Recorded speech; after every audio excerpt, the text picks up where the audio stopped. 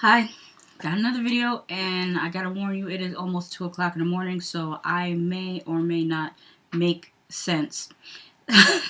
But I will try. And I'm going to talk about this last episode of Thicker Than Water, which was called Not the Family Standard.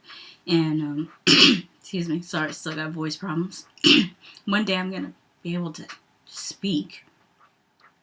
Anyways, I think they went to go, the sisters went to go look at a different space because, like Jules said, that whole arrangement with the dance studio and sharing with the students, that wasn't going to work very well. So they went to go see this, I guess I'll just call it a venue. I don't know what you would call it. I'll just call it a venue. And I noticed Jewel has some shirt on. It says something about a millionaire. It says millionaire and something underneath it I couldn't make out. But you're walking around with a shirt that says... I don't even know why. Why do I expect more from the Black Beverly Hillbillies? Moving on.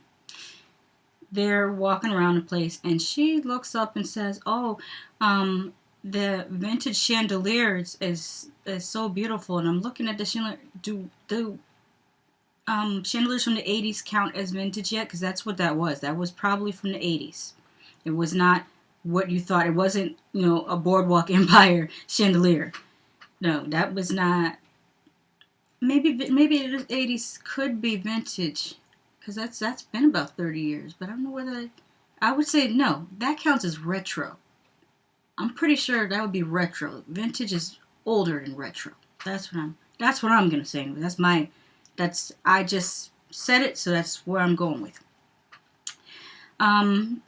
I don't remember what else happened in the scene because Jules, is that her name, Jules?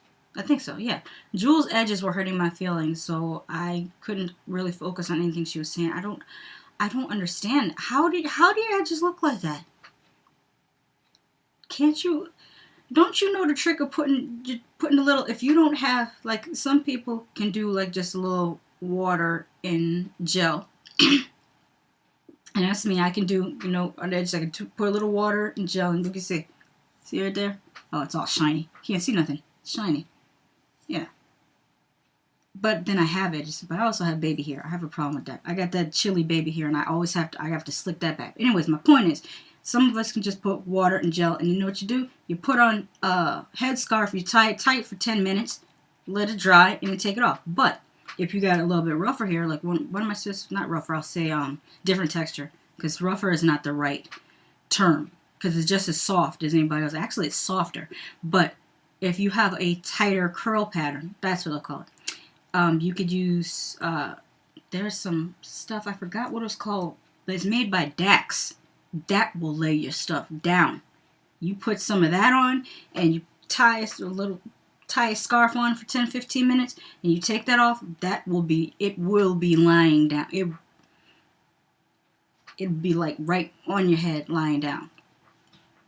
But I don't know if that's her problem. It could just be that her edges are really thin too, because if your edges are really thin, I don't think there's anything you can do to make them look... Wait, there is something you could do to make them look thicker, because back in the day, I found this out from watching Behind the Music. Remember how Salt-N-Pepa had the asymmetric cuts?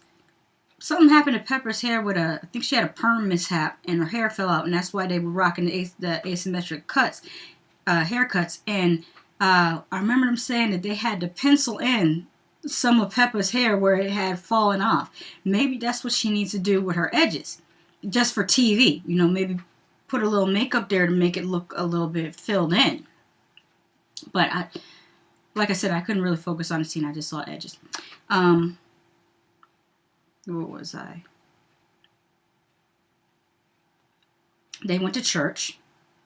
And again, I have a hard time paying attention to what they're talking about, because just the other things going on in the scene are so distracting. And with this, the father was giving a sermon, don't know what he's talking about, but he had this 1992 Color Me Bad jacket on. And even the way it fit, the shoulders were kind of off like this. You know how, if you're familiar with back in the 90s, it was in style for your suit to fit a little too big for you. The shoulders were not supposed to line up here. The shoulders would come off the shoulder a bit like that. And that's the way his suit was. It was cut like the way they wore them in the 90s. And it looked like something that one of the dudes from Color Me Badd would have worn. And I just kept staring at it. It had these buttons that came across this way. And I'm sure when he bought that, he thought that that wasn't. I can guarantee he bought that and went home and called it couture. I can't with him. What else happened? Brittany and her wig went fishing with the father. And it seems like it was his first time taking her fishing, and she's 23 years old. And that's what's funny, because he goes on to say that he was not as much of an absentee father with Brittany as he was with Brooklyn. And I'm going to have to beg to differ, because it's the first time you're taking your daughter fishing is at 23. Yes, the hell you were an absentee father. The first time I went fishing with my father, I was 4. Probably went earlier than that, but I have no memory of it. So I'm going to say 4 because that's when I remember going fishing. Or mostly for me playing in the mud. Because I did not want to put the worms on the hook. And to this day, I don't like touching worms. They freak me out. So I end up fishing with corn. You can fish with little whole kernel corn. And then when I was older, I remember I still didn't like fishing. I just ran around walking around the woods, and my younger sister, she was really good at. She could stand in a stream and hold a net, and she was so patient. This is when she was 7 years old. She would stand there with a net and just stand really, really still and hold the net, and the fish would swim into the net and she'd scoop it up.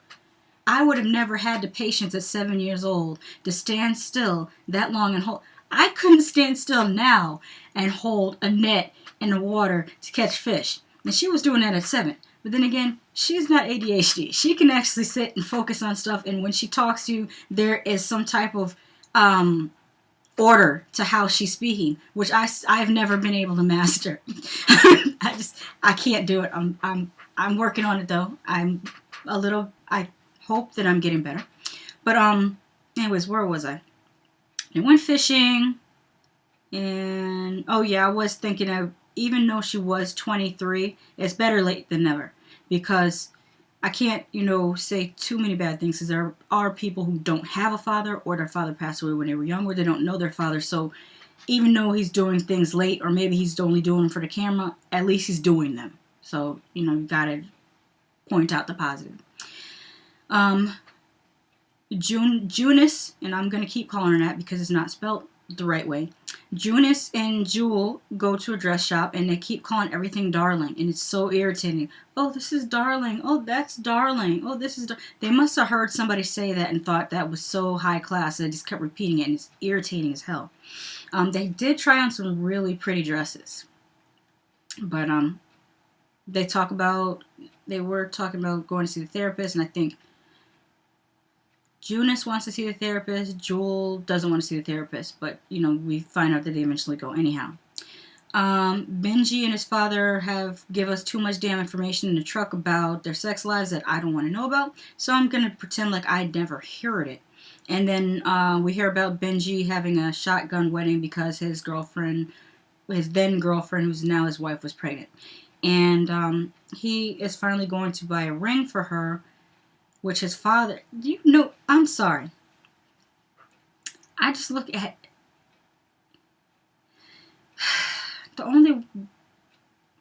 I'm trying to form words to describe how I feel about Benji, but the only thing that's popping into my head is, nigga, you ain't shit. Seriously, you don't have a place for your wife to live. You never bought her a ring. Your daddy has to drive you to the jeweler for you to get a ring. You ain't shit. Oh my God, mouth breathing ass, dolphin teeth looking. I can't with Benji. And another one of this backwardsness of oh, we're married and then I'm gonna get around to getting a ring. What the hell? Even if it was a shotgun wedding, there's a damn K jeweler. Forget a K jeweler. There's a damn pawn shop you could have went and bought a ring. There's no excuse for that. You could have went to Walmart sells wedding rings, because I saw that on My Super Sweet 16.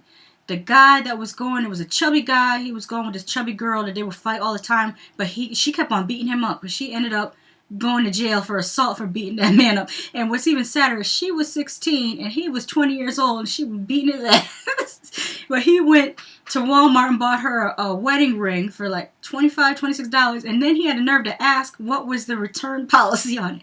That was one of the best Super Sweet 16. Teen Mom or 16 and Pregnant. It was either 16 and Pregnant or Teen Mom, but I'm sure y'all know who I'm talking about. I don't know their names. I just know it was a chubby girl and a chubby guy, and she was kicking his ass, and she got arrested for beating his ass, and they had a baby together, and I think he has custody of the baby now, because I don't know whether she ever got it. Portwood. Her last name was Portwood. But anyways, what was I talking about? Ben and Jewel have their little date night, and Jewel thinks that she needs to explain what fondue is, because obviously we're all idiots and we have no clue what fondue is. And then she explains it wrong, because she describes it as just being heated up cheese, when fondue could be heated up many different things. You can have a chocolate fondue that you dip fruit into. You can have a marshmallow fondue. That's actually pretty fun. And they took all the fun out of the fondue because he went and just dipped the cheese with a spoon and put it on his plate. Part of the fun of fondue is putting whatever you're going to dip in it on the skewers and literally dipping in it and taking it out. That's the fun of fondue. That's probably why they call it fondue, like fondue. I don't know, I'll look it up. It's some French stuff. Maybe it's not. It sounds French. What else happened? Oh, therapy. I don't really care about Jewel and her sisters. They just need to just talk to each other, say what you got to say to each other, and be the hell over it. There's no reason to stretch this out. If you don't like what your sister did, tell her ass what you don't like that she did, and that's it. Be done with it. Did make a note about Jewel's pretty peach top. She had a really, really pretty peach top, but she ruined it by putting this ugly ass tan tank underneath it. And the top looked silk, and it looked, very nice. The tank looked like the ones that you get at Forever 21 for $2.99. I know I have a couple of them. They're very good, but they don't go with everything. They only go with some things. And she just ruined it with that. I feel like she should have either went and got it tailored so that the neckline came up higher, so then she wouldn't have to wear a tank with it, which is easy. You just take it up in the shoulders. See how this neckline is right here? You go to a tailor, they bring the shoulders up, and your neckline comes up. So you learned something today. Anyways, I don't know what they were talking about. I just was looking at her top. I don't know, you're sitting there wondering, why does she even watch TV? All she sees is what they have on. I'm sorry. Sometimes I catch what's going on. I do. What else happens? Janice wants Jewel to admit that she talked about the other sister. Like I said, get the hell over it.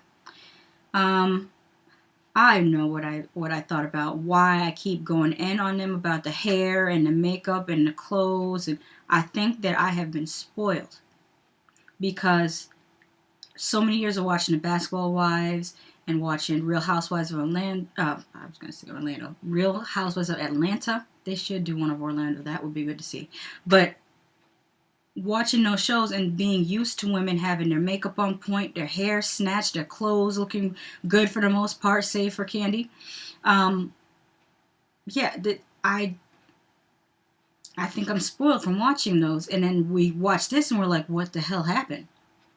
Probably because these people were not as camera ready. That's what I'll call it. They're not as camera ready as the other people, which obviously the Basketball Wives, in order for them to be Basketball Wives, they usually have to look a certain way, because basketball players don't go and, marry the dumpy chick with the sweats on.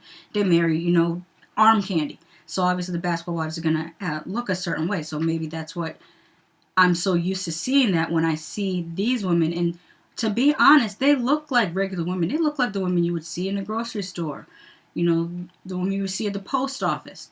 So I feel like maybe I'm judging them harshly, but at the same time, they're the ones on television saying that they're millionaires. And if you're a millionaire, you have all this money, and you're living so high on hog. Well, fix yourself up. Do you know what I would do if I had their money? I don't know, especially with these kids. They're you look at the kids and their teeth. are kind of messed up. And I don't understand why you would not fix your teeth. Because dentistry is very expensive. And orthodontics is expensive. I know. I have a $10,000 mouth right here. And when I say that, I mean it literally. I mean, I'd have what they call maxillofacial surgery to remove my wisdom teeth because they were in my cheeks somewhere. And then I had 4 teeth removed because I used to have, you know those teeth that you had, some people have teeth up in the gums way up here? I had some of those. And so they removed the 2 teeth behind it, and they removed 2 teeth down here. And then I had braces for 6 years to pull everything together, because the problem is that I have big teeth and a small jaw. And then after that, I had to have 2 porcelain veneers put on because these 2 teeth were too small. So I would have had these big 2 front teeth, which they were bigger. I had them filed down. They were way bigger than that. And these 2 little tiny teeth, so to even that out, I had that all done. So as you can see, full mouth of teeth. See, you would never know I only have 28 teeth, but that's all that can fit in my mouth. I still have a full mouth of teeth, but it took, what, 7 years and $10,000 just to get this, and this is still not as perfect as I would like it to be. So imagine if I had $1 million, you know what this mouth would look like? Please. This mouth, I would go to the dentist with a picture of RuPaul and say, I want those teeth. I would do. You give me that kind of money. Man, you have no idea. I don't know how the hell. What else happened? Oh yeah, they had the party for the grandparents, and I thought it was rude for the 2 sisters to talk about. I know they had the no child rule, and there was one of the sisters' little girls was standing there, and the other 2 sisters sit there and talk right in front of the little girl and say, well, there's no children supposed to be here. How do you think that makes a child feel? That's not her fault, and you shouldn't make a child feel that way. That's just wrong. Again, I said it before, I said it again. God don't like ugly. You want to be so churchy, but you're real ugly acting. What else happened? Oh yeah, the gowns. I felt like they really made the gowns look bad because they didn't have an appropriate hairstyle to go with it. I mean, you look at Jewel. She has a jeweled rhinestone covered dress, and her hair in just a sad little ass I'm going to yoga on Saturday ponytail. What? Do you know what an updo is? That was just terrible. What else happened? The grandfather did a speech, and that was kind of cute. I liked his speech. Benji, they showed Benji's wife, and that tattoo on her back kind of cheapens her look. Like, some people can carry it off, some people can't. She can't. There's just something, it just doesn't suit her. What else? Oh, and she had this barbell in her ear, too. And I'm like, that, for a formal event, take that off. That just looks, it looks too dressed down for it. Or get a crystal one or something, a dressier, something that goes with a formal gown. That would be a good idea, to make formal jewelry, body jewelry, like they probably already have it. They gotta probably already have formal nose rings and stuff like that. Formal plugs.